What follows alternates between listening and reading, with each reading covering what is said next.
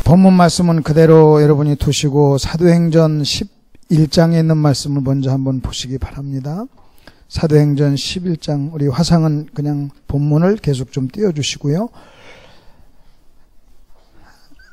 11장을 펴시면서 여러분이 한번 들으시길 바랍니다. 우리 주님께서 초대교회 성도들에게 이런 말씀을 했습니다. 성령이 너에게 임하면 너희가 권능을 받고 예루살렘, 유다 그리고 사마리아 땅끝까지 이르러 내 증인이 되라, 그렇게 말씀을 했습니다. 초대교회 성령이 오셨고 그 다음에 그들은 권능을 받았습니다. 근데 초대교회 그 성도들이 마음속에 유대주의자로서 그 다음에 그 복음을 예루살렘과 유다와 땅끝까지, 사마리아 땅끝까지 전하라고 하는 하나님의 말씀에 그들이 그 말씀을 온전히 이해하지를 못했어요. 그래서 복음을 어떻게만 전하냐면요, 유대인에게만 복음을 전했습니다. 그 하나님의 마음속에는 사마리아 땅끝까지 모든 영혼이 구원받는 것이 하나님의 뜻이었음에도 불구하고 그 성도들은 그 하나님의 마음을 몰랐던 거예요. 그래서 그들은 우리는 유대인들 그렇게 하면서 이방인에게 복음을 전하지 않았던 겁니다. 그때 어떤 일이 일어난 줄 아십니까? 그때 11장에 보면 여러분 이런 일이 일어납니다. 19절에 있는 말씀 보십시오. 사도행전 11장 19절. 그때 스데반의 일로 일어난 환란으로 말미암아 흩어진 자들이 베니게와 구브로와 안디옥까지 이르러 유대인에게만 말씀을 전하는데 그랬어요. 그들은 유대인에게만 말씀을 전했어요. 복음은 유대인이나 이방인이나 차별이 없는 것이 복음인데 그들은 그 복음의 진정한 의미를 깨닫지 못했습니다. 그 복음 속에 담겨진 하나님의 마음을 알지 못했어요. 이방인도 부르시는 그 하나님의 마음을 그들은 알지를 못했던 거예요. 그랬을 때 어떤 일이 일어난 줄 아십니까? 20절에 있는 말씀 보십시오. 그 중에 구브로와 구레네 몇 사람이 안디옥에 이르러 헬라인에게도 말하여 주 예수를 전파하니 그랬어요. 그 많은 사람들은 유대인에게만 말씀을 전하는데 그 중에 몇 사람, 그 중에 소수, 아주 작은 사람들이 헬라인에게도 이방인에게도 예수를 전합니다. 여러분 잘 들으시 바랍니다. 여기 다수와 소수가 나옵니다. 하나님의 마음을 전혀 이해하지 못하는 다수, 그리고 그 하나님의 마음을 이해하는 소수. 근데 하나님은 어떻게 한 줄 아십니까? 여러분 21절에 주의 손이 그들과 함께 하심에 그랬어요. 그들이 누구예요? 소수입니다. 헬라인에게도 전하는 소수, 이런 사람을 열려진 소수라고 그래요. 복음을 유대인에게만 전하는 사람을 닫혀진 사람이라고 그래요. 그런데 그 중에 몇 사람이 헬라인에게도 말씀을 전했어요. 열려진 소수. 여러분 닫혀진 다수와 열려진 소수, 하나님은 어떻게 했느냐? 열려진 소수에게 하나님이 함께 하셨어요. 여러분 하나님이 함께 하는 게 강한 겁니다. 그들이 비록 소수였으나 하나님이 함께 했습니다. 하나님이 함께 하지 않는 다수와 하나님이 함께 하는 소수, 여러분 어느 쪽이라고 생각하십니까? 하나님이 함께 하셨어요. 그랬더니 어떤 일이 일어났느냐? 주의 손이 그들과 함께 하심에 수많은 사람이 믿고 주께 돌아오더라 그랬어요. 하나님은 열려진 소수와 함께 했을 때 하나님은 역사가 일어났고, 그래서 그 유명한 안디옥 교회가 세워집니다. 안디옥 교회가 세워져서 여러분 일꾼이 필요했어요. 지도자가 필요했어요. 그래서 예루살렘에 여러분 최초의 이방인 교회, 여러분 안디옥 교회가 세워지잖아요. 예루살렘에 영적인 지도자를 좀 보내달라고 얘기하는 겁니다. 자, 우리에게 여기 예수 믿고 구원받은 무리가 있습니다. 우리를 돌봐줄 지도자를 좀 보내주세요. 그래서 예루살렘 교회에서 보낸 사람이 바나바였습니다. 바나바는 어떤 사람이었느냐? 구브로에서 난 요셉이라고 하는 사람으로서 여러분 다른 사람을 위로를 너무나도 잘해주는 사람이었습니다. 그리고 자기의 전 재산을 바쳐서 하나님께 헌신한 사람이었어요. 예루살렘 교회에서 존경을 받는 사람이었어요. 안디옥 교회에서 지도자가 필요했을 때 사도들은 예루살렘을 떠나지 않았습니다. 누가 안디옥 교회에 누구를 보낼까? 어떤 사람을 보내는 게 적합할까 했을 때 여러분 바로 바나바를 보냈어요. 이방인을 끌어안고 이방인을 사역할 수 있는 사람.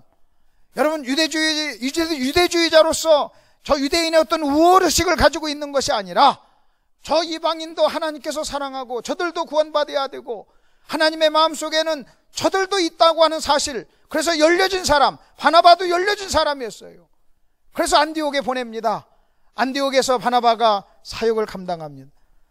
바나바에 대한 여러분 성경의 그 소개가 뭐라고 하는지 아세요? 바나바는 착한 사람이요 그랬어요. 바나바는 착한 사람이요 성령과 믿음이 충만한 자라 그랬습니다. 그래서 하나님께서 안디옥 교회를 축복해 줬습니다. 많은 사람들이 구원받고 교회가 확장되고 사람들이 더해졌어요. 그래서 사람 지도자가 필요했습니다. 길리기아 다소에 사울을 초청을 합니다. 여러분, 사울이라고 하는 사람은 어떤 사람인 줄 아십니까? 다메섹 도상에서 예수님을 만났어요. 예수님을 만나가지고 뜨거운 열정을 가지고 다메섹에서 사역을 했습니다. 그리고 예루살렘에 있는 사도들에게 자, 우리 같이 좀 교제 좀 합시다. 나도 예수 믿는 사람입니다. 나도 예수님 믿었습니다. 여러분, 그러면서 그 사도들을 향해서 가서 손을 내밀었을 때 예루살렘에 있는 사도들은요, 바나바의 이 바울에 대한 어떤 선입견을 가지고 있었어요. 조금 전까지만 해도 잔인하게 교회를 핍박하는 사람이 예수 믿고 변화됐다고 하는데 믿을 수가 없었던 거예요. 그래서 그들은요, 자기들을 향해서 손을 내미는 여러분 바울의 손을 거절했습니다. 그래서 바울은요, 어떻게 된 줄 아십니까? 아라비아 가서 3년 동안 아라비아 광야에서 말씀을 연구합니다. 그리고 자기가 태어나고 공부한 길리기아 다소에 가서 여러분 10년 넘는 세월을 거기서 보냅니다. 그래서 바울의 생애 13년 내지 14년, 이것이 잊혀진 세월입니다. 아라비아 광야의 3년과 그리고 자기 길리기아 다소에서 10여 년의 세월을 보내고 14년 만에 다시 등장하는데, 다시 등장하는 그 등장하는 곳이 바로 안디옥 교회였습니다. 바나바는 안디옥 교회가 부흥되니까 사람이 필요하니까 사람을 길리기아 다소에 보내서 사울 선생을 초청합니다. 나와 같이 목회를 합시다. 우리 같이 하나님의 교회를 세웁시다 해가지고요, 안디옥 교회에서 둘이 동역을 하면서 1년 만에 그리스도인이라고 하는 소리를 처음 듣게 됩니다. 얼마나 훈련을 잘 시켰는지, 얼마나 여러분 말씀으로 제자 훈련을 잘했는지. 여러분, 세상 사람들이 안디옥 교회 성도를 향해서 그리스도인, 예수와 똑같은 사람, 작은 예수들, 여러분 이런 별명을 들었다고 하는 거예요. 바나바를 여러분 한번 생각해 보세요. 자기보다 똑똑한 사람을 누가 동역자로 세우려고 합니까? 근데 바나바는요, 착한 사람이었고 가슴이 열려진 사람이었어요. 모든 사도들이 바울을 믿지 않냐고 신뢰하지 않냐고 손을 거절했을 때 바나바는요, 바울을 데려다가 여러분 안디옥 교회 부목사로 세워서 같이 사역할 뿐만 아니라 여러분 예루살렘에 있는 사도들에게 소개를 합니다. 그래서 바나바 사역이라고 그래요. 바나바 사역은 뭐냐? 다른 사람을 도와주는 사역. 다른 사람을 도와줘서 여러분 그 사람이 나보다 더 놀랍게 쓰임받게 하는 사역. 여러분, 나보다 더 놀랍게 쓰임받게 하는 사역. 모든 교사의 마음속에 소원이 뭔 줄 아십니까? 내가 가르치는 제자가 나보다 더 훌륭한 사람이 되는 거예요. 여러분, 내가 가르친 내 제자가 나보다 더 훌륭한 사람, 나보다 나를 초월하는 사람, 나를 딛고 나보다 더 대단한 사람이 되는 것, 여러분 이것이요 진정한 교사의 소원인 줄 믿습니다. 바나바는요 그런 사람이었어요. 그래서 둘이 안디옥 교회에서 사역을 하다가 안디옥 교회에서 성령이 두 사람을 따로 세우라 그래요. 그래서 두 사람이 선교여행을 갑니다. 1차 선교여행을 다녀옵니다. 1차 선교여행을 다녀와서 다시 안디옥 교회 와가지고요, 여러분 이제는 며칠이 지났어요. 그게 바로 본문의 배경입니다. 여러분 본문 말씀을 한번 보십시오. 사도행전 이제 15장에 있는 본문 말씀입니다. 며칠 후에 그랬어요. 여러분 여기 화면을 한번 보십시오. 며칠 후에, 여러분 며칠 후라 그 말은요, 1차 전도여행을 갔다 와서 이제 안디옥 교회에 돌아와서 선교 보고를 하고 나서 며칠 후입니다. 바울이 바나바에게 얘기합니다. 자, 우리가 주의 말씀을 전한 각성으로 다시 가자 그랬어요. 여러분 다시 가자, 그 말은 한번 갔다 온 곳을 다시 가자는 거예요. 그래서 사도행전 15장 저 말씀을 2차 전도여행의 시작이라 그래요. 1차 전도여행 끝나고 이제는 2차 전도여행의 시작입니다. 다시 가서 형제들이 어떠한가 방문하자. 여러분 형제들이 어떠한가? 1차 전도여행 때 구원받은 그 사람들이 예수 안에서 잘 성장하고 있는가? 가서 우리가 신방 한번 하자, 한번 돌보자. 그것이요 여러분 2차 전도여행의 목적입니다. 그래서 여러분 2차 전도여행의 시작이요, 2차 전도여행의 목적은 뭐냐? 1차 전도여행 때 구원받은 사람을 돌보기 위해서. 여러분 아셔야 됩니다. 여러분 구원받는다고 저절로 사람이 영적으로 성장하는 게 아니에요. 누군가가 돌봐야 돼요. 여러분 누군가가 사랑으로 돌봐야 돼요. 여러분 그렇게 돌봐야만 여러분 그 사람이 바르게 영적 안에서 성장할 수 있다는 거예요. 그래서 2차 전도여행을 가는 겁니다. 그래서 둘이 합의를 했어요. 가기로 합의를 했어요. 그런데 문제가 하나 생겼어요. 마가라고 하는 사람이 문제입니다. 이 마가라고 하는 사람은 1차 전도여행을 가다가 중간에서 너무 힘들다고 돌아온 사람이에요. 근데 바나바는 마가를 좀 데리고 가자 그랬어요. 그런데 바울은 뭐라고 합니까? 저거 1차 전도여행 때 고생된다고 힘들다고 함께 가지 아니한 자를 데리고 가는 것이 옳지 않다 하여 서로 심히 다투어 피차 갈라섰다 그랬어요. 세상에 바울과 바나바가 머리통 깨지도록 싸웠다는 거예요. 이번에 강 목사님이 오셔가지고 박희성 목사님하고 둘이 대판 싸웠다 뭐 이 얘기예요. 근데 싸울 정도, 그냥 싸울 정도 아니 몽댕이 들고 막 서로 막 치고받고 막 대판 싸웠다는 거예요. 대판 막 얼마나 피 터지게 싸웠는지 그렇게 싸웠다는 거예요. 여러분, 바울이 어떤 사람이고 바나바가 어떤 사람입니까? 예수님 다음으로 기독교에 영향을 미친 사람이 여러분 바울 아닙니까? 위대한 선지자요, 위대한 목사요, 위대한 신학자요, 위대한 여러분 주의 종이었던 바울, 그리고 착했던 바나바, 이런 사람도 싸웠어요. 그러니까 제가 예화 속에 내 아내랑 싸웠다는 것 때문에 너무 시험 들지 마시고, 야, 강사님도 싸우나? 아니, 나보다 더 훌륭한 바울도 싸웠다는데, 그것도 대판으로. 저는 뭐 대판으로 싸우지는 않았어요. 그냥 소판으로 싸웠어요. 그래서 혹시 여러분 목사님하고 장로님들이 혹시 싸우거들랑 시험 들지 마시길 바랍니다. 여러분 왜 안 싸우나? 바울과 바나바도 싸웠는데, 싸울 때가 됐는데 하면서 늦게 싸우는구나 그렇게 하시면서 그냥 넘어가시길 바랍니다. 뭐 그거 한번 보고 뭐 세상에 목사님이 그럴 수 있느냐, 뭐 그렇게 싸울 수 있느냐, 시험 들어가지고 뭐 교회 끝내, 예수 끝내, 그런 일이 없기를 바랍니다. 자, 그래서 싸웠어요. 그러면 왜 싸웁니까? 싸우는 이유가 뭡니까? 싸우는 이유가 마가에 대한 생각이 달랐어요. 그래서 여러분 그래요. 생각이 다르면 싸웁니다. 아멘? 아멘 하시기를 바랍니다. 제 생각은 아멘 하는 겁니다. 여러분 생각은 않는 겁니다. 그럼 저하고 지금 싸우자는 겁니다. 여러분이 제가 아멘 하라고 할 때요, 내 생각에 동의하지 않고 지지하지 않고 아멘 않는 것 자체가 저하고 싸우는 것이고, 실실 웃으면서 지금 그때 아멘 안 하고 웃는 것이요, 저를요 실실 비웃는 겁니다. 다시 한번 보십시다. 자, 제 생각은 이때 이 자리에서 이 순간 이 지점에서는요 아멘 하는 겁니다. 아멘 하시길 바랍니다. 그래서 한 사람은 여전히 저하고 싸우자. 좋아요. 좋아. 자, 그 생각이 다르면 싸우는 거예요. 생각이 다르면 싸우고, 그 다음에 계속 싸우다 보면 헤어지는 거예요. 헤어지는 거예요. 그래서 어느 교회에서 목사님 파와 장로님 파가 싸웠다, 대판 싸운다, 그 소식이 들리죠? 그럼 조금 있으면요 그 옆에요 제2교회 또 하나 생겨요. 뭐 세중앙교회 여기 생겨요. 중앙교에서 나간 세중앙교회 싸워가지고 나. 그래서 싸우다 보면 헤어져요. 만일 바나바와 바울이 부부라면 이혼이에요. 왜 이혼합니까? 어떤 성격이 안 맞아서 그럽니다. 천만의 말씀. 성격이 똑같으면 어떻게 삽니까? 제 아내하고 저하고요 성격이 틀려서 지금까지 사는 거예요. 그리고 지금까지 목회, 나는요 성격이 더러워가지고 야 목회 때려치자 그랬더니 내 아내가 그러면 되나요? 계속 해야죠. 뭐 먹고 살래요? 그래가지고 지금까지 참고 한 거 아닙니까? 응? 성격이 다르다 그런 거 아니에요. 왜 성격이 다르니까 싸우다? 뭐 성격 차이? 천만의 말씀. 성격의 차이가 아니라요 생각의 차이예요.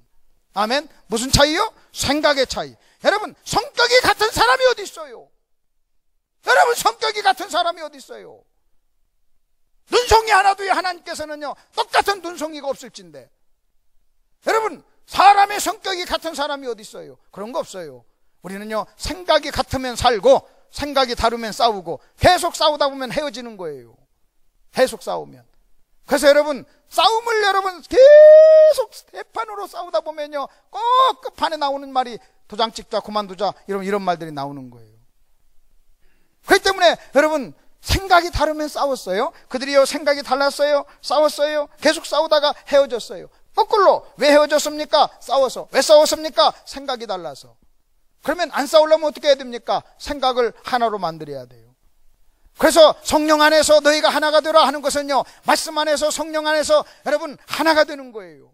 여러분 말씀 안에서 성령 안에서 하나가 되는 겁니다. 그게요 하나가 되는 비밀이에요. 하나가 되는 비밀이에요. 그럼 또 여러분 한번 보십시오. 생각이 이렇게 다르어요.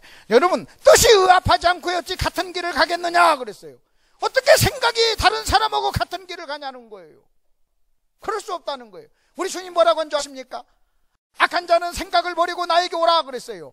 우리 주님은 어떤 사람을 악한 사람이라고 하냐면 당신의 생각과 다른 사람을 악한 사람이라고 그랬어요. 악한 자는 생각을 버리고 나에게 오라. 그래서 우리가 주님 앞에 나가는데 장애가 되는 것이 뭐냐면 내 생각입니다. 내 생각. 우리 주님 말씀하시길 하나님이 이렇게 얘기했어요. 이사야 55장에 내 생각은 너희 생각과 달라서 마치 하늘이 땅보다 높음처럼 내 생각은 너희 생각보다 높다. 악한 자여 생각을 버리고 나에게로 돌아오라. 여러분 이렇게 얘기하는 거예요. 그래서 우리가 주님께 돌아가려면 내 생각을 버리고 하나님의 생각 앞에 우리는 가서 굴복을 해야 된단 말이에요. 자, 그런데 그 하나님이 또 이렇게 얘기합니다. 이사야에서 내 입에서 나간 말은 헛되이 돌아오지 않는다 그랬어요. 내 입, 하나님의 입에서 나온 말, 하나님의 말씀, 하나님의 생각은요 하나님의 의지가 담겨져 있어요. 그렇기 때문에 하나님의 말씀은요 헛되이 돌아오지 않고 반드시 하나님의 뜻을 이룬다고 그랬어요. 그래서 여러분 하나님의 말씀 속에는요 강력한 하나님의 의지가 들어있어요. 여러분 지금 저는요 제 말에 내 의지를 지금 담는 거예요. 제가 제 의지를 담기 때문에 최선을 다해서 여러분 내 의지를 담아서 지금 내가 여러분에게 좀 이야기를 하는 거예요. 아멘 해도 되고 안 해도 되고 뭐 괜찮아요. 여러분 이건 의지를 담은 거 아니잖아요. 뭐 아멘 안 해도 돼요. 내가 곧다이 말을 하려면 왜 여기에 섰냐는 거예요. 아멘 하셔야 됩니다. 왜 입을 다물고 계십니까? 아멘 하세요. 아멘 하라면 해야 될 거 아닙니까? 강력한 의지가 있잖아요. 뭐 아멘 안 해도 돼요. 아니 여러분 그런 일을 하려고 여기 섰습니까? 하나님의 말씀 속에는요 하나님의 강력한 의지가 있다는 거예요. 그렇기 때문에 내가 하나님 앞에 설 때는요 여러분 하나님의 의지, 하나님의 여러분 뜻 앞에 우리가 서는 거예요. 그래서 내가 불순종하잖아요. 그럼 내 생각과 하나님의 생각이 충돌하는 거예요. 그걸 불순종이라고 그래요. 자, 결국 지금 무슨 얘기를 하냐면요 여러분 이 두 사람이 그래서 헤어지잖아요. 바울과 바나바가 얼마나 대단한 사람이었습니까? 여러분 바울의 입장에서는 바나바가 잊을 수 없는 친구예요. 여러분 바나바의 입장에서는 바울은 동역자였어요. 그리고 1차 전도여행을 다녀왔습니다. 여러분 1차 그 당시 전도여행이란 목숨을 걸고 다녀오는 거예요.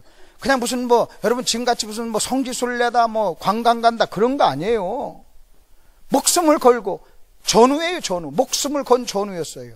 근데 그렇게 잊을 수 없는 사람, 내가 절대로 싸울 수 없는 사람, 그리고 성숙한 사람, 그리고 여러분 최고의 영적인 거인들, 착한 사람, 믿음이 충만한 사람, 성령이 충만한 사람, 그런데도 생각이 다르니까 싸웠어요.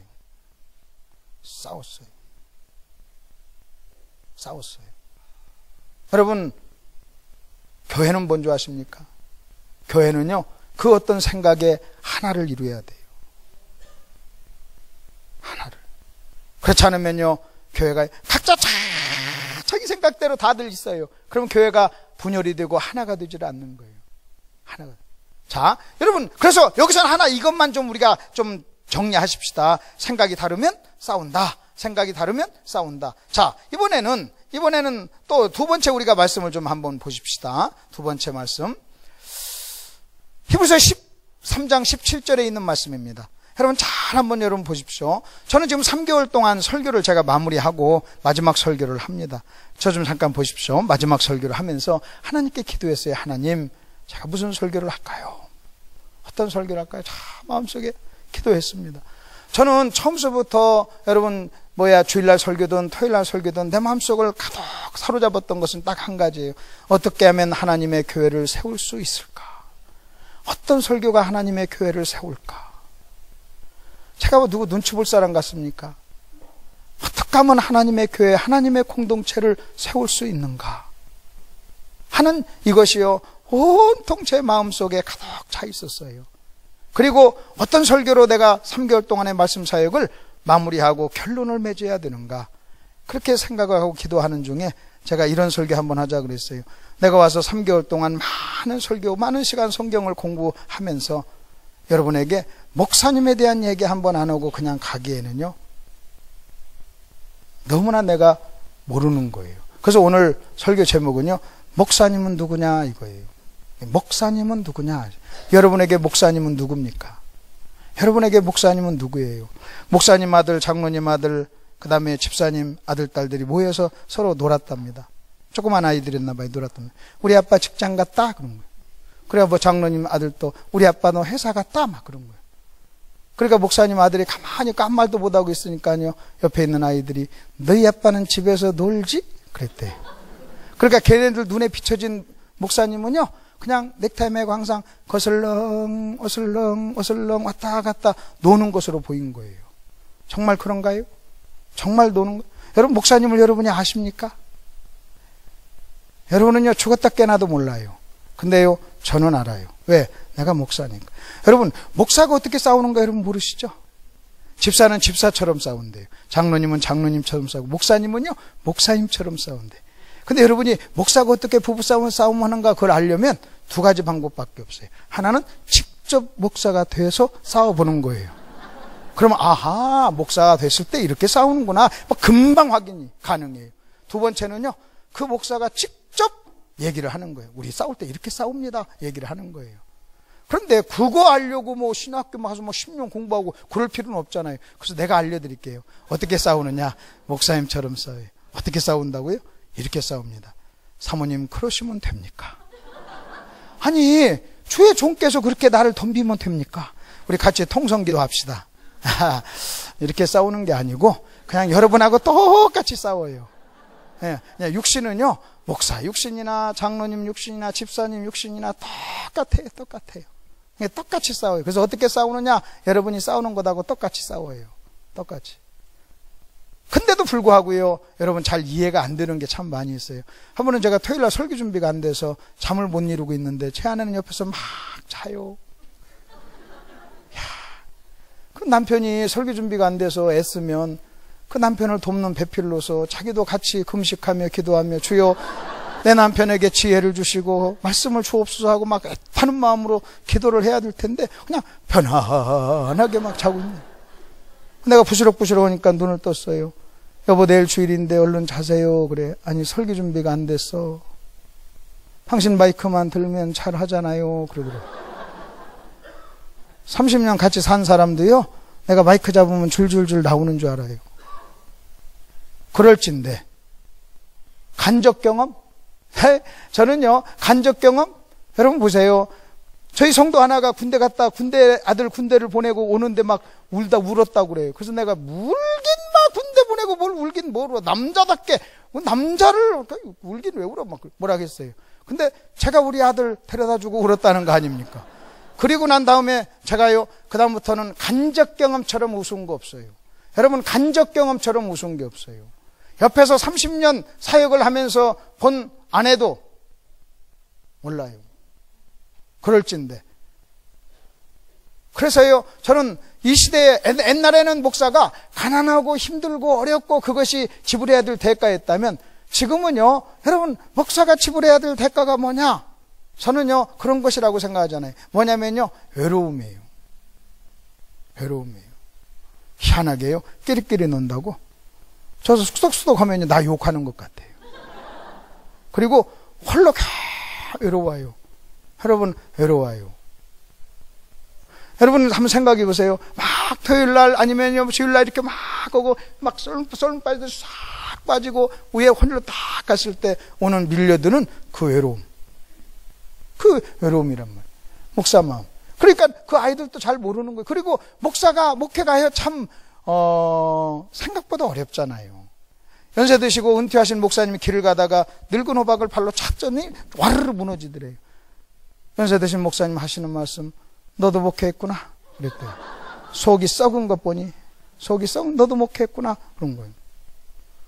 선생님 속하고 목사님 속이 다 썩었다고 그래요. 사람들을 인간다운 사람으로 만드는 일이요 너무 힘들기 때문에 여러분 그렇게 사람과 관계하는 직업을 가지고 있는 사람이요 가장 힘들다는 거예요. 여러분 저 외국에서 태국인가에서 뭐 이야기예요. 소를 울게 하면 뭐 상을 준다 하는데 아무도 울게 못하고 발을 딱 들게 하면 상금을 준다겠는데 아무도 못 하더래요. 근데 한국에 가서는 한 목사님이 쫙 가서 소를 쫙 대고 계속 수탁수탁 했더니 막 발을 딱 들면서 울었대요. 뭐라고 했냐 그랬더니 너 계속 걷다이로 하면 한국에 데려가서 목회한다 그랬어요. 너 부목사로 쓴다 막 그랬더니 그냥 두 발을 들고 눈물 흘리면서 말을 잘 들었대요. 말을 잘 들었다고 그래요. 그런 어려움이 있어요. 그걸 여러분 저는 그 고독이 지불해야 될 대가라고 생각해요. 그리고요 여러분 목사는 생각하는 직업을 가지고 있는 사람이에요. 여러분 같이 막 히히호호하고 막 같이 막 그래가지고는요 더 깊은 사고를 할 수 없잖아요. 항상 생각을 깊게 해야 되잖아요. 어떻게 하든 여러분보다 좀 더 깊게 생각을 해야 어떤 것을 좀 전해서 여러분하고 사상을 좀 같이 나누는 거잖아요. 그렇기 때문에요 그것이 굉장히 고통. 같이 웃어. 여러분 같이 웃고 싶죠. 같이 막 웃고 싶어요. 그런데도요, 여러분 같이 웃고 싶으면요, 여러분 더 깊은 메시지가 못 나오잖아요. 그러니까 홀로 주님 앞에 가서 홀로 시간을 보내야 되고 생각을 깊게 해야 되고 뭔가를 한번 여러분 침묵하고 하나님 앞에 가서 이런 어떤 것이 있단 말이에요. 그런데 여러분 오늘 그 말씀 한번 보십시오. 너희를 인도하는 자들에게 순종하고 복종하라 그랬어요. 거기 너희입니다. 너희를 인도하는 자들에게. 저희는 그래요. 너희가 나오고 저희가 나옵니다. 너희는 누구냐? 따르는 사람. 저희는 누구냐? 영적인 지도자예요. 여러분 부부 사이라면 너희는 누구냐? 아내예요. 여러분 저희는 누구냐? 남편이에요. 저것을 부모와 자식 간에 연결해 본다면 너희는 누구냐? 자식이고 저희는 누구냐? 부모예요. 근데 뭐라고 얘기한 줄 아십니까? 너희를 인도하는 자들에게 여러분 순종하고 복종하라. 저희는 너희 영혼을 위하여 경성하기를 자기가 회개할 자인 것 같이 하느니라. 저희로 하여금, 저희가 누굽니까? 지도자입니다. 여러분 남편이에요. 부모예요. 목사님이에요. 사역자예요. 여러분 순장님이에요. 저희로 하여금 즐거움으로 이것을 하게 하라. 사역을 하게 하라. 그렇지 않으면 근심으로 하게 말라. 그렇지 않으면 너희에게 유익겠다. 그 너희가 누굽니까? 우리가 이렇게 합니까? 자, 목사님들이요 즐거움으로 사역을 하세요. 근심으로 하지 마세요. 그렇지 않으면 목사인 당신에게 유익이 없습니다. 이 말 하지 않고요. 여러분 이겁니다.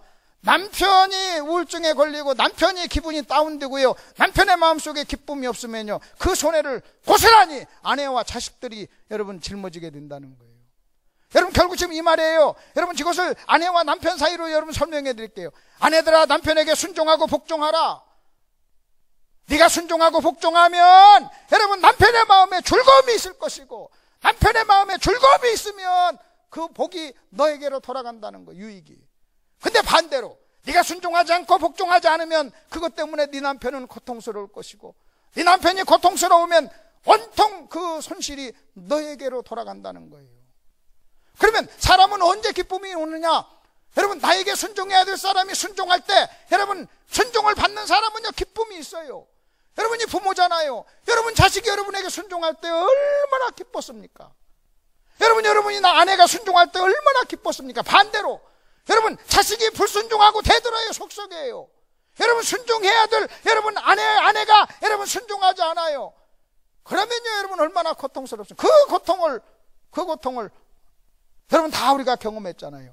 마찬가지예요. 여러분이 순장으로서 여러분의 순원들이 암송하라면 암송하고 성경 읽으라면 읽고 모이자 모이고 여러분 순종하면요 여러분 얼마나 그 일이 기쁘고 재밌습니까? 그런데 순종하지 않으면요 그게 없다는 거예요. 그래서 결국은 뭐냐? 우리는요 여러분을 인도하는 자들에게 순종하고 복종. 순종은 뭐고 복종은 뭡니까? 여러분 순종이 뭐고 복종이 뭐예요? 여러분 순종과 복종이 똑같으면 또다시 이렇게 쓸 이유가 없죠. 순종은 뭐냐?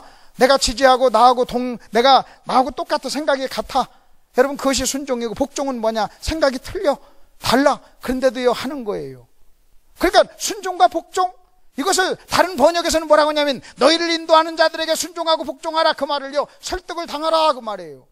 여러분 사역이란 게 뭐예요? 가서 설득하는 거예요. 여러분 남편은 아내를 설득하고 부모는 자식을 설득하는 거예요.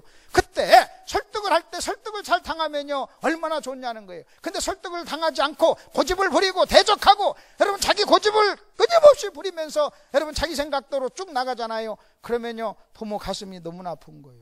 저도요 제 아들 딸들이 내한테 말 안 들으면요 너무나 고통스러워요. 내 아내가 나한테 순종하지 않으면요 내가 과연 살아야 되느냐 막 요 생각까지 온단 말이에요. 여러분 여기서 와서 여러분 수천 명한테 말씀을 전하고요 한 주간 동안 엄청나게 하나님께 쓰임받고 나서들 집에 가가지고요 아내한테 딱 갔는데 아내가 순종하지 않아 보세요. 그러면요 조금 전까지 그렇게 했던 거 그거 뭐 그냥 너무나 내가 초라해지잖아요. 마찬가지예요. 여러분 남편이 세상에서 아무리 떵떵거려도요 집에 와서 아내가 순종하지 않으면요 여러분 너무나 고통스럽고 초라하잖아요. 비록 밖에서 좀 힘들고 어려워도요 여러분 순종하면요 집에서 기쁨을 회복하고, 여러분 너무나 그게 지금 기쁨이라는 거예요. 그래서 제가 마무리하면서 목사님에 대한 자세, 목사님에 대한 태도를요 여러분에게 좀 말씀드릴게요. 저한테 안 해도 돼요. 이제는 내가 만일 나를 위해서 했다면 첫 번째 시간에 저 말씀 했죠. 내가 머리가 돌아가는데 그러지 않겠어요? 내가 그렇게 멍청한 사람이 아닐진데. 근데 마지막 시간에 저 설교를 하는 이유가 뭔 줄 아세요? 아니 마지막 시간에 쌈박하고 괜찮은 설교가 얼마나 많겠어요. 여러분 그동안 열심히 경청해 주셔서 감사합니다. 어디를 가봐도 여러분 같은 사람 없습니다. 정말 남산교회는 훌륭합니다. 짝짝짝 하면요 나도 좋고 여러분도 좋고 서로 기분 좋고 점심 먹을 때 기분 좋고. 그런데 지금 좀 씁쓸한 이런 이야기도 한번 해보자는 거예요. 그리고 여러분이요 목사님에 대한 기본적인 자세가 어떠냐는 거예요. 그리고 오늘 제가 여러분에게 이 말씀을 할 때 나한테 해주지 마시고요, 그 다음에 이제는 강 목사님께 이렇게 하라는 거예요. 저는 이 마지막 시간에 저는요 저를 좀 정을 좀 떼야 됩니다. 한번 물어보십시다. 제 이름이 뭡니까? 한번 다시 시작해. 제 이름이 뭡니까? 시작. 아직도 뭐 3개월 됐는데도 모르는 사람이 있어요? 이 시간 이후로 제가 이름을 바꾸겠습니다. 개명합니다. 이름이 뭐냐? 이름이 성도 바꿔버렸어요. 뭐냐? 성은 뭐리요? 이름은 나요. 그래서 몰라요. 아는 척 하지 마세요. 여러분 교회, 여러분 남산교회 성도가 김덕신 목사를 아는 척 해가지고요, 여러분 남산교회가 도움이 될 게 하나도 없어요. 그냥 여러분은요, 여러분의 목사님 사랑하고 존경하고, 그렇게 여러분 목사님 사랑하고 존경하세요. 저도 우리 동네 가면요, 저 좋아하는 팬이 있어요. 저희 걱정하지 마세요. 저도 가서 다 밥 먹고 살고, 존경받고, 사랑받고, 뭐 여러분이 안 해줘도 그냥 사니까.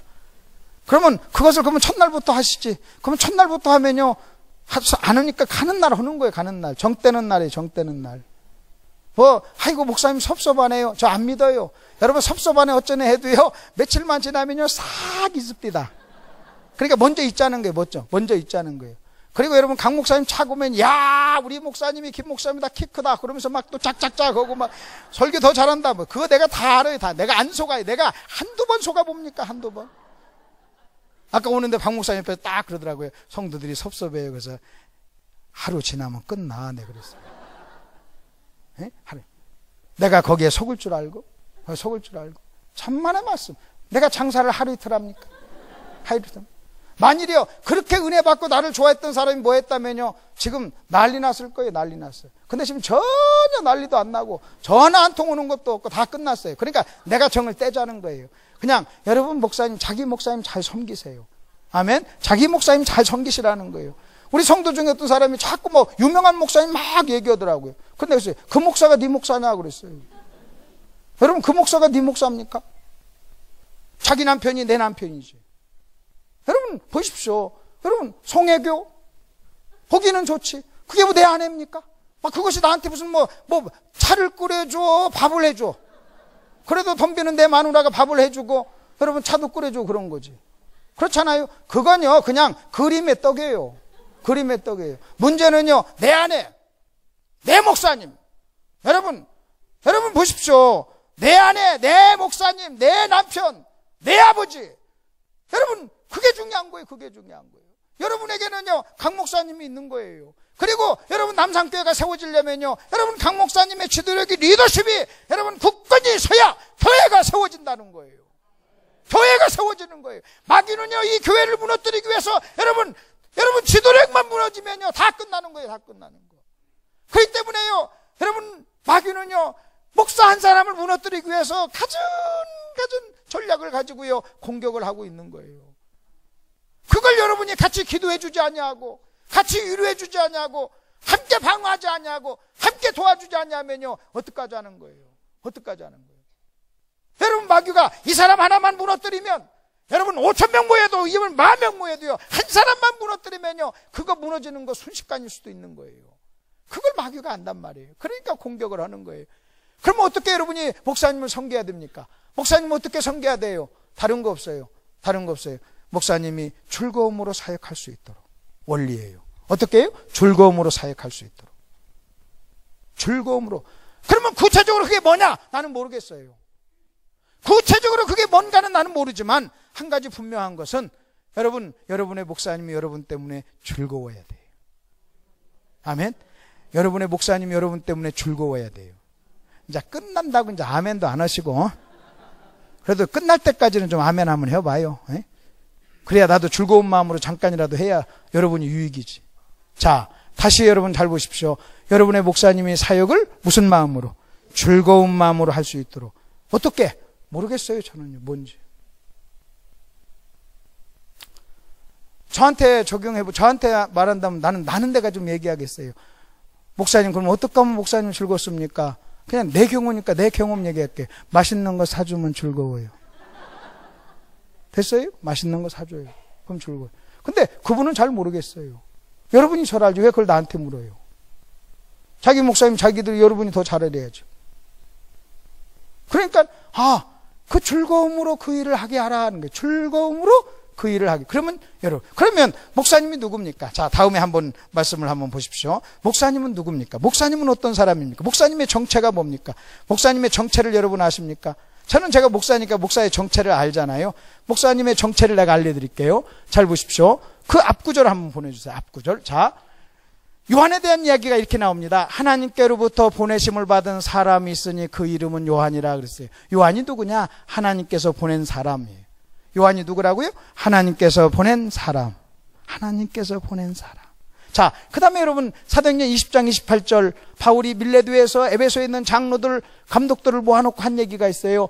여러분 자기를 위하여 또는 온 양떼를 위하여 삼가라. 성령이 그들 가운데 여러분을 감독자로 삼고 하나님이 자기 피로 사신 교회를 보살피게 하셨느니라 그랬어요.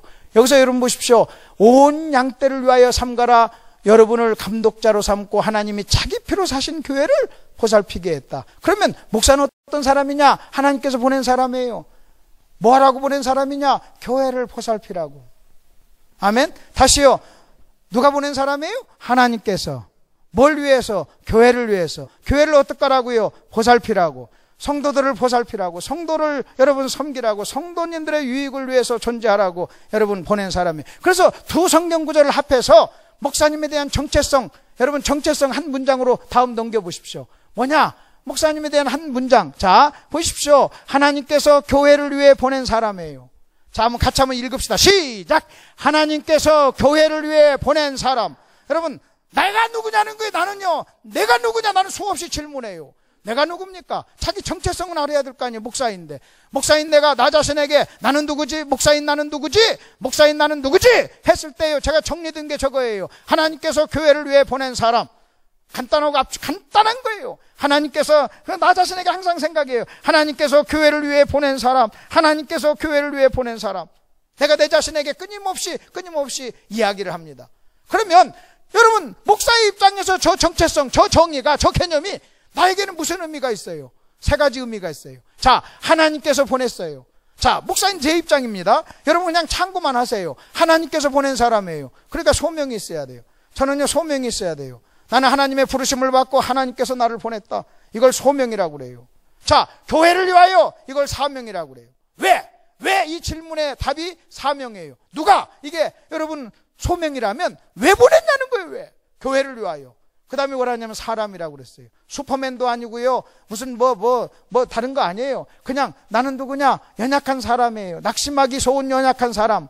깨어지기 쉬운 연약한 사람. 여러분 연약한 그릇이에요. 그렇다면 내가 내 자신에게 나는 하나님이 보냈어요. 소명. 여러분 하나님께서 교회를 위해서 보냈어요. 사명. 그리고 나는 사람이에요. 사람. 넘어지기 쉬운 사람. 깨어지기 쉬운 사람. 여러분 상처받기 쉬운 사람. 그러니까 저는요 겸손해야 돼요. 그래서 목사의 입장에서 저 개념이 저에게 주는 세 가지 단어가 있어요. 소명, 사명, 겸손. 그러면요 A급이에요. 좋은 목사예요. 키가 좀 작아도요 괜찮아요. 좀 못생기면 어떻습니까? 설교 좀 못하면 어떻습니까? 좀 지식이 좀 부족하면 어떻습니까? 좀 떠듬거리면 어떻습니까? 소명이 있고 사명감을 투철하고 겸손하면요 여러분 끝나는 거 아닙니까? 겸손이라는 것도요 여러분에게 막 굽실굽실하는 게 겸손이 아니에요. 자기가 사람인 걸 잊지 않는 게 겸손이에요. 내가 사람이야. 나도 넘어질 수 있어. 내가 사람이야. 여러분 이거예요. 그렇기 때문에 여러분 하나님께서 교회를 위하여 보낸 사람. 그러면 이제는 성도님의 입장에서 저 정체성이 무엇을 의미하느냐? 여러분의 입장이죠. 지금부터는 여러분이 좀 기억해야 될 겁니다. 여러분의 입장에서 저 개념은 뭘 의미하느냐? 첫째는 이겁니다. 여러분의 목사님은 하나님께서 보냈어요. 여러분이 초청을 해왔어도요 하나님이 보냈어요. 잘 들으세요. 만약 여러분이 우리 교회 담임 목사님을 원합니다. 이력서를 받습니다. 해가지고요 여러분 교회에서 여러분 설교하는 거 시험 보고 뽑았다 할지라도 여러분 우리가 하나 하셔야 될 것은요 하나님이 보내신 거예요. 하나님께서 보내신 거예요. 여러분 이것이 기본으로 안 되면요, 여러분 이거 심각한 거예요. 그러면 하나님께서 보냈다는 말은 무슨 말이에요? 뭐냐면요, 목사님에 대해서 존경해야 돼요. 존경은 뭐냐? 약간 두려움이 있어야 돼요. 두려움. 좀 어려워해야 돼요. 너무 어려워도 너무 어려우면 안 좋아요. 그렇다고 해서 너무 쉽잖아요. 그래, 너무 쉬운 걸 익숙하다고 그래요. 익숙하면 맘먹게 돼 있어요. 모든 영적인 악의 가장 본질적인 원인이요, 익숙함이에요. 나중에 익숙하다 보면 툭툭툭 나와요. 익숙함. 부부도 그렇잖아요. 처음에는 뭐 형제님, 자매님, 혹은 뭐 형제님하고 막 그래서 여보 막 그렇게 하다가도 나중에 익숙하니까 밥 처먹어 막 그러잖아요. 익숙한 게 아주 안 좋은 거예요. 여러분, 익숙한 게. 여러분, 강사가 와가지고 은혜 끼치는 이유가 뭔 줄 아십니까? 담임 목사님 말씀에는 오랫동안 너무나 들어서 너무 익숙한데 전혀 생소한, 또 인상도 험악한 사람이 전혀 새로운 톤으로 얘기하니까 충격이 되는 거예요. 제가 여기서 1년만 해보세요. 여러분도 익숙해져가지고 은혜 안 돼, 졸려 막 그런다고요. 제가 알아요. 그러니까 막 빨리빨리 저도 이제 가는 거예요. 이게 3개월도 좀 긴 거예요. 3개월도 긴 거예요. 그리고 어떤 목사가 와서요, 은혜 못 끼칠 목사가 어디 있습니까? 자기 설교 중에 수만 편 중에 수천 편 중에 최고로 좋은 설교 석 달에 해봤자 12편, 13편인데 최고 좋은 설교 10몇 편 해가지고 설교하는 것. 여러분 목사님은 다른 데 가면요, 더 훨씬 저보다 10배, 20배 잘할 수 있어요. 내가 이거 마지막이니까 비밀을 알려드리는 거예요. 그러면 뭐 누구나 다 할 수 있는 거예요. 누구나요. 저는요, 그런 거예요. 그렇기 때문에 저 차는 뭐냐? 여러분, 하나님께서 보냈어요. 그리고 그 목사님 뒤에는요, 하나님이 계세요. 하나님이 보냈어요. 내가 세웠다 그랬어요. 내가. 그의 안고 일어섬이 나에게 있다. 내가 보낸 사람을 판단하는 너는 누구냐? 그래. 너는 누구길래 내 사자를 네가 판단하느냐? 이거예요. 여러분, 목사님을 좀 여러분이 조금 만일 익숙하시다면요, 좀 여러분이 좀 존경하시길 바랍니다. 두 번째, 교회를 위해서요. 목사님은 교회를 위해서 존재합니다. 교회는 여러분 한 사람 한 사람이에요. 목사님은 여러분을 위해서 존재하는 분이에요. 그러니까 감사하셔야 돼요. 나를 위해서 존재한다. 그러면 고맙죠. 감사하죠. 목사님 여러분 뭐 사기치겠어요? 여러분을 피해를 주겠어요? 여러분을 섬기죠. 섬기죠. 교회를 위해서. 원통. 더군다나 강 목사님 얼마나 겸손합니까? 강 목사님, 내가 주부의 글을 보니까 그 짧은 글 속에 절절히 당신의 마음을 압축시켜서 집어넣는 탁월한 영성이 있더라고요. 대단하신 분이잖아요. 너무 가까이 있으니까 너무 큰 사람 모를 수도 있는 거예요. 그래서 여러분요, 감사하세요. 그 다음에 사람이에요. 사람이란 뭐냐? 나와 똑같은 사람. 그러니까 뭐가 필요하냐면요, 사랑이 필요해요. 그래서 성도님 입장에서 목사님에 대한 자세의 3가지 단어입니다. 하나가 뭐냐? 존경, 감사, 그리고 사랑. 사랑은요, 피로를 채워주는 겁니다. 사랑은 자기의 유익을 굳지 않고, 사랑은 상대방의 피로를 먼저 생각하는 거예요. 시하는 것은요, 사랑하면 상대방의 피로가 보여요. 근데 사랑하지 않으면요, 안 보여요. 여러분, 안 보여요. 부모는 자식 사랑하니까요, 자식의 피로가 보입니다. 근데 새끼들은요, 부모를 사랑하지 않으니까 안 보여요. 안 보여요. 안 보여요. 안 보여요. 어느 날 내 눈에 부모의 피로가 보일 때는요, 부모가 늙었고 이제는 안 계시는 거예요. 그게 여러분 새 단어예요. 새 단어. 한 가지 얘기하고 마칠게요. 어느 한 집사님이 비가 오는 날 자기 어린아이가 아픈 거예요. 아파서 막 우는데 목사님께 전화했어요. 목사님 우리 아이가 아파요. 목사님 와서 좀 기도 좀 해주세요. 그러니까 빗속에 그 어둠에 여러분 늦은 시간에 잠자다가 벌떡 일어나서 성도가 아프다고 하니까 빗속을 뚫고 기도하러 갑니다. 가서 기도를 해줍니다. 기도를 간절히 하고 이제는 다시 또 이제 가잖아요. 가는 그 목사님을 바라보면서 어린아이가 자기 아버지에게 물어요. 아빠, 내가 아플 때는 목사님 나를 와서 기도해 주는데 우리 목사님이 아플 때는 누가 기도하지? 그런 거예요. 다시 말하면 나한테는 목사님이 있는데 목사님의 목사님은 누구야? 목사님의 목사님은 누구야? 그런 거예요. 그러니까 지혜로운 아버지가 자기 아들을 꼭 껴안고 이런 말을 했어요. 목사님이 아플 때는 네가 목사님 위해서 기도해 줘야지. 네가 목사님이 돼야지. 여러분 이렇게 얘기한 거예요. 그때 여러분 어제 우리가 얘기했잖아요. 자, 우리가 금요일 날 교사에 대한 얘기를 했습니다. 스승이 얼마나 중요합니까? 여러분의 목사님이 여러분에게 스승으로 보여야 될 줄 믿습니다. 어제 우리는 위로에 대한 이야기를 했어요. 여러분 위로, 사랑과 선행을 격려하며 위로받지 못하면요 주의 일 못합니다. 다 우리는 서로 위로해야 돼요. 특별히 여러분 여기 교회에서 가장 위로가 필요한 사람들 사역자들이에요. 여러분 목사님, 장로님 다 사역하시는 여러분들은요 그렇게 위로받지 못하면요 자기 힘으로 해요. 위로받지 못하면요 힘이 없어서 낙심하고 포기하려고 그래요. 그래서 힘이 없고 위로받지 못하니까요 연말이 되면 그만두겠다고 자꾸 하는 거예요. 뭐 에너지가 힘이 넘치면 왜 그만둡니까? 왜 그만둡니까? 그래서 우리는요 그 위로에 대한 얘기 있어요. 오늘 저는요 여러분에게 목사님은 누군가 그랬어요. 하나님께서 교회를 위해 보낸 사람. 여러분 이 개념이 너무나 추상적이면 다시 이렇게 좀 정리하세요. 하나님께서 여러분 한 사람 한 사람이 교회니까 하나님께서 나를 위해서 보낸 사람, 이렇게 개념을 정리하세요. 그렇게 정리하시면 여러분 목사님이 여러분에게, 또 여러분 목사님이 외로우실 때 여러분 한 사람 한 사람이 여러분의 목사님이 되시길 바랍니다. 3개월 동안 말씀 열심히 경청해 주셔서 감사합니다. 기도하십시다. 아니 괜찮아요. 자, 기도하겠습니다.